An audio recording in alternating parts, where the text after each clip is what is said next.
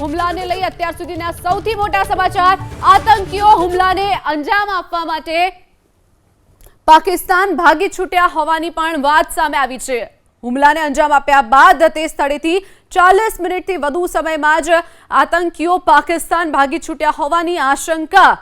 હુમલો કરાયા બાદ તેઓ પાકિસ્તાન પરત ભાગી છૂટ્યા હોવાના સમાચાર। હુમલાને લઈ અત્યાર સુધીના સૌથી મોટા સમાચાર।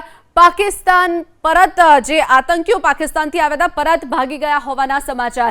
4 આતંકીઓ પાકિસ્તાનના હતા, 3 જે જમ્મુ કાશ્મીરના સ્થાનિકો હતા જેઓ તેમને મદદ કરી હતી। કુલ 7 આતંકીઓ આ હુમલામાં હોવાની પણ આશંકા જે સેવામાં આવી રહી છે। ત્યારે જે 4 આતંકીઓ હતા પાકિસ્તાની તે પરત પાકિસ્તાનમાં ભાગી ગયા હોવાના સમાચાર પણ પ્રાપ્ત થઈ રહ્યા છે।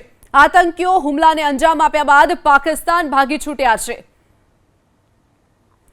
હુમલો કરાયો તે સ્થળે 40 મિનિટથી વધુ આતંકીઓ રહ્યા હોવાનો પણ સૂત્રોએ દાવો કર્યો।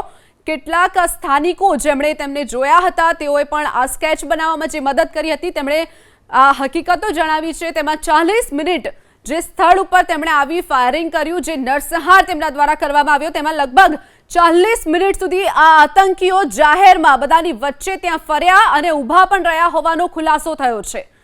પહેલગામ આતંકી હુમલાને લઈ અત્યાર સુધીના મોટા સમાચાર। મુઝફ્ફરાબાદ અને કરાચી સાથે જોડાયેલા આતંકી હુમલાના તાર। પીઓકેના આતંકી કેસમાં આતંકીઓએ ટ્રેનિંગ લીધી હોવાનું પણ સામે આવ્યું છે। પહેલગામ હુમલાના પાકિસ્તાન કનેક્શનનું સ્પષ્ટતા। પહેલગામ જે હુમલો થયો છે તેનું પાકિસ્તાન સાથે તેનું કનેક્શન હતું। પાકિસ્તાને જ આતંકીઓને મદદ કરી હોવાનો ખુલાસો થયો છે। પહેલગામ હુમલાના માસ્ટરમાઇન્ડનો પર્દાફાશ। પાકિસ્તાનમાં જ તે લોકોનું લોન્ચ પેડ ચાલતું હતું, ત્યાં જ તેમણે જે આતંકીઓની ટ્રેનિંગ ચાલતી હોય છે તે પાકિસ્તાનમાં લીધી હતી। વાઘા બોર્ડરથી પાકિસ્તાન ટ્રેનિંગ લેવા માટે આદિલ ગુરી ગયો હોવાનું પણ સામે આવ્યું છે। મુખ્ય આરોપી, મુખ્ય આતંકી જે હતો આદિલ ગુરી, તેણે પાકિસ્તાનમાંથી ટ્રેનિંગ લીધી હતી। મુઝફ્ફરાબાદમાં પણ જે પીઓકેના આતંકી કેમ્પમાં આતંકીઓએ ટ્રેનિંગ લીધી હોવાનું સામે આવ્યું છે। પહેલગામ હુમલાનું પાકિસ્તાન કનેક્શન હવે સ્પષ્ટ થઈ ગયું છે। પાકિસ્તાને જ આતંકીઓને મદદ કરી હોવાનો ખુલાસો થયો છે।